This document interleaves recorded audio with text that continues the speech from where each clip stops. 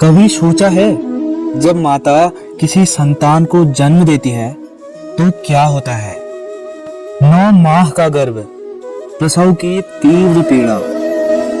कहते हैं कि ये पीड़ा इतनी भयंकर होती है कि मानो जैसे संतान के जन्म के साथ माता को भी एक नया जन्म मिल जाता है और इस जन्म के साथ अंत होता है माता की पीड़ा का। किंतु यदि आप दृष्टिकोण बदलकर देखें तो आप ये समझेंगे कि पीड़ा का ये अंत एक अपार आनंद का प्रारंभ है। आरंभ संतान का और संतान माता पिता के लिए सुख का प्रारंभ है। जीवन के साथ भी यही होता है। हम कभी कभी किसी संबंध या किसी स्थिति के पीड़ादायक अंत के कारण इतने विचलित हो जाते हैं कि उस आनंदमय प्रारंभ को देख ही नहीं पाते हैं। स्मरण रखिएगा, पीड़ा आनंद के प्रारंभ का लक्षण है। किसी पुष्प को देखते हैं आप, कितना सुंदर होता है वह पुष्प। हर कोई चाहता है कि ऐसे किसी पुष्प को वह अपना ले, अपने पास रख ले। अब सोचें, पुष्प को जो ये सम्मान मिलता है, यह किस कारण से मिलता है? केवल इसलिए कि यह सुंदर है। चलिए आपको कुछ बताता हूँ। ये पुष्प जब डाले पर होता है तो हमें ये सुगंध से अपनी ओर आकर्षित करता है। इसी पुष्प की यदि आप माला बनाओ, किसी मूर्ति पर चढ़ाओ तो ये आदर का प्रतीक बनता है।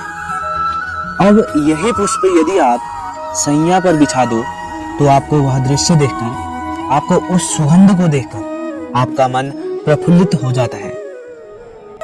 किंतु सोचिए, यही पुष्प यदि आप अर्थी पर सजाते हैं तो इस पुष्प का कोई सम्मान नहीं करता है। किसी परिस्थिति में इसको सम्मान मिल रहा है और किसी परिस्थिति में सम्मान नहीं मिल रहा है। ऐसा क्यों? क्योंकि यही छिपी है एक महत्वपूर्ण सीख, जिसका अर्थ यह है कि सम्मान व्यक्ति वस्तु का नहीं किया जाता, सम्मान किया जाता है समय और स्थिति का। अब समय जो हमारे बस में तो है नहीं, हमारे बस में है स्थिति। हमारी स्थिति कैसी होगी इसका निर्णय स्वयं हम लें, और जैसी हमारी स्थिति होगी वैसा हमारा सम्मान होगा। व्यक्ति के सर पर जब क्रोध चढ़ जाता है तो उसे सत्य और असत्य के बीच का ज्ञान नहीं होता है। क्रोध उसकी दृष्टि को धुंधला कर देता है और फिर उसके पश्चात माया और कपट ही उसे आगे का मार्ग दिखलाता है। अपने स्वार्थ की सिद्धि के लिए अग्नि क्या करती है? जलाती है, फिर चाहे वह लकड़ी हो, कोयला हो, वस्त्र हो, जो भी आप अग्नि में डालोगे वो भस्म हो जाएगा। किंतु सोना, यदि आप सोने को अग्नि में डालोगे तो वह कुंदन बनकर अपना अस्तित्व निखार लेता है। यदि आप लोहे को ताप दो तो वह फौलाद बन जाता है। क्यों? क्यों होता है ऐसा? क्योंकि उनके भीतर की अग्नि उनको जलाने वाली अग्नि से अधिक ताकतवर होती है। ये अग्नि है निश्चय की, ये अग्नि है पवित्रता की। यदि आपका निश्चय दृढ़ हो, आपके विचार पावन हो, तो कुंदन बनकर निकलोगे, फौलाद बनकर निखरोगे, भीतर से बल पाओगे और कोई आपके साथ अनिष्ट नहीं कर पाएगा। भय सबको होता है, चाहे वो पशु हो, पक्षी हो या फिर मनुष्य। वास्तविकता में मनुष्य भय को अपने साथ ही लेकर जन्म लेता है। तो इस भय से भय कैसा?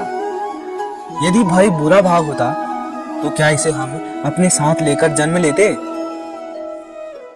वास्तविकता में भय हमें आगे बढ़ने के लिए प्रेरित करता है। अब देखिए ना, जीवन जाने का भय आपसे स्वयं की सुरक्षा कराने का प्रयास करता है। अपमान का भय सदाचार की ओर बढ़ाता है। किसी प्रिय को खो देने का भय उसके लिए कर्तव्य पालन को प्रेरित करता है। किंतु ये भय बुरा तब हो जाता है जब आप इसे अपने ऊपर हावी होने देते हैं, जिसके लिए कुछ प्रयास नहीं कर पाते हैं। इसलिए यदि इस भय को उपयोग में लाना है तो आपको स्वयं इस भय के ऊपर हावी हो जाना है। तो तोड़ दीजिए भय की सारी सीमाएं। अपनी आत्मा को छोड़कर किसी और के समक्ष सर मत झुकाइए और स्मरण रखिएगा, जब अंधकार से डरना छोड़ देंगे तभी दीपक बनकर प्रकाश दे पाओगे। प्रेम संसार का सबसे पवित्र बंधन है, पर सच पूछो तो ये बंधन से मुक्ति है, स्वतंत्रता है। नहीं समझे? समझाता हूँ। यदि कोई आपका प्रेम ठुकरा दे, यदि कोई आपका प्रेम समझ ही ना पाए तो क्या होगा? कुछ उदास हो जाएंगे, कुछ छल करके प्रेम पाना चाहेंगे, तो कुछ बलपूर्वक प्रेम पर अधिकार करना चाहेंगे। किंतु यह आवश्यक नहीं है कि जिससे आप प्रेम करते हो उसे भी आपसे प्रेम होगा, क्योंकि प्रेम कोई वस्तु नहीं है, ना राज्य है और ना ही धन है जिसे आप बल से अपने वश में कर सकते हो। प्रेम वो शक्ति है जो आपके लिए हर बंधन तोड़ सकती है, किंतु स्वयं किसी बंधन में नहीं फंसती है। फिर जिसे भी आप प्रेम करते हो उसे स्वतंत्र छोड़ दीजिए, क्योंकि स्वतंत्र ही वह भाग है जो जीव को सबसे अधिक प्रिय है। प्रेम सच्चा होगा तो उसे अवश्य समझ में आएगा। तब तक के लिए निस्वार्थ भाव से प्रेम कीजिए। द्वार हट जाएगा तो प्रेम आ ही जाएगा। मनुष्य का स्वभाव है कमाना, संग्रह करना, फिर चाहे वह धन हो, नाते हो, संबंध हो या वो प्रसन्नता। परंतु क्या आपने कभी सोचा है नियति ने यह संग्रह करने की प्रवृत्ति मनुष्य में ही क्यों डाली? एक बीज से पौधा पनपता है, उसके भोजन से फल संग्रहित होता है। क्यों?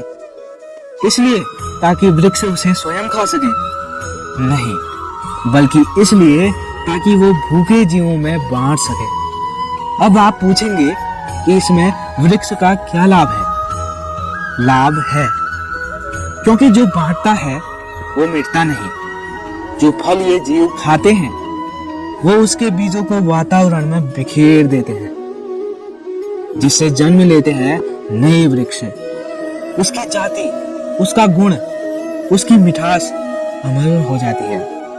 इसलिए इसमें रखिएगा, अमीर होने के लिए एक एक क्षण संग्रह करना पड़ता है, किंतु अमर बनने के लिए एक एक कण बांटना पड़ता है। सफलता कौन नहीं पाना चाहता है? हर एक व्यक्ति चाहता है कि सफलता उसके पास स्वयं आकर उसके कदम चूमे। अब सफलता कदम केवल उनके चूमती है जिनके पांव धरातल पर होते हैं, जो स्वप्न की आशा में उड़ते नहीं है, जो यथार्थ के धरातल से जुड़े होते हैं, वो भी दृढ़ता के साथ। सफलता उनको नहीं मिलती जो घर पर बैठे बैठे स्वप्न देखते हैं। सफलता स्वयं उनके पास चलकर जाती है जो निरंतर प्रयास करते रहते हैं, जो परिश्रम करते रहते हैं और अपने इस जीवन को दूसरों के लिए स्वप्न बनाकर दिखाते हैं। तो चयन आपका है। सफल सभी होना चाहते हैं, स्वप्न सभी साकार करना चाहते हैं। स्वप्न तभी साकार होंगे जब आप परिश्रम करेंगे, और सफलता तब तक आपके साथ रहेगी जब तक आप विनम्र रहोगे। समस्याएं। अब समस्याएं किसके जीवन में नहीं होती? हर एक के जीवन में समस्याएं होती है, और ठीक है, जीवन है तो जीवन के साथ समस्याएं आती ही हैं। किंतु क्या सारी समस्याएं समय ही लाता है? नहीं, अब सारी समस्याओं का श्रेय समय को नहीं दे सकते हैं। ये अधिकतर समस्याएं तो ऐसी होती हैं जिन्हें हम स्वयं आमंत्रित करते हैं कि समस्याओं आओ, मैं आपकी प्रतीक्षा कर रहा हूँ। कैसे? अब ये निर्भर करता है आपकी हाँ और ना पर। अधिकतर समस्याएं इसलिए आती हैं क्योंकि हम बार बार हाँ कहते जाते हैं, और अधिकतर समस्याएं इसलिए आती है क्योंकि हम उचित समय पर ना नहीं कह पाते हैं। इसलिए बिना सोचे समझे किसी भी बात या किसी भी प्रस्ताव का समर्थन करना आपको बहुत बड़े संकट में डाल सकता है। वहीं कभी ना न कह पाना, ये आपको उससे भी बड़े संकट में डाल सकता है। इसलिए स्मरण रखिए, यह अत्यंत महत्वपूर्ण सीख सदैव सोच समझकर ही हाँ कीजिए, और दृढ़ता के साथ ही ना कीजिए, और विश्वास कीजिए आपका जीवन अत्यंत सुखमय हो जाएगा। संसार में नियति बहुत कुछ निश्चित करती है, जैसे हर एक वस्तु की सीमा। शरीर से जाने वाला जल उसकी सीमा भी नियति निश्चित कर चुकी है। कैसे? देखिए, यदि आपने उचित समय पर परिश्रम करके अपना पसीना नहीं बहाया तो कुछ समय पश्चात आपको आंसू अवश्य बहाने पड़ेंगे, क्योंकि यदि सब कुछ भाग्य से मिल भी जाए उसे कर्म से रक्षित करना पड़ता है। यदि परिश्रम करते रहोगे तो जो पाया है उसे सहेज कर रख पाओगे, और जो आप पाना चाहते हैं उसे अवश्य पा लेंगे। किंतु यदि परिश्रम से दूर रह गए तो जो पाया है उसे तो खो ही दोगे, और जो पाना चाहते हो उसका तो प्रश्न ही नहीं उठता है, और बहाओगे तो केवल आंसू। अब चयन आपका है, क्या बहाना चाहेंगे आप, पसीना या फिर आंसू? जय श्री कृष्णा।